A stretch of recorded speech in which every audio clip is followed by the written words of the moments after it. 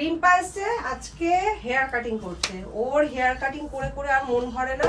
ওর এত বড় চুলটাকে, এত বড় ছিল, এত বড় চুলটাকে কেটে কেটে এই অবধি এনেছে। আবার আজকে বলছে দিদি ছোট করে দাও, প্রচুর চুল উঠছে, তা সেই কারণে ছোট করবে এখন। তাহলে ঠিক আছে, আমার কাটতে মায়া লাগে কিন্তু ওর কাটাতে মায়া লাগে না।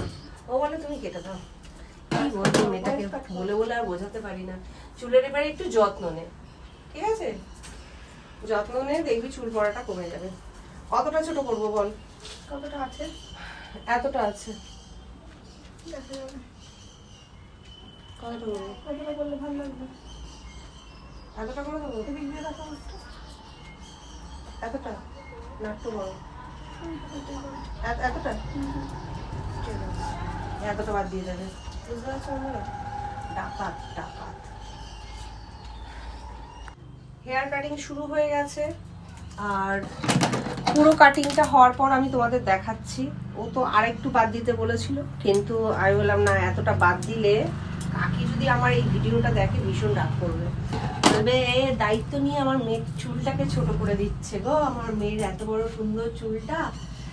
আসলে কাকির চুলও অনেক বড়, অনেক সুন্দর। কাকি চুল বড়টাই বেশি পছন্দ করে। তা যাই হোক কাকি, আমার ভিডিওটা যদি দেখে থাকো রাগ করো না প্লিজ। আমি পুরো হেয়ার কাটিংটা হয়ে গেলে আবার আসছি, দাঁড়া।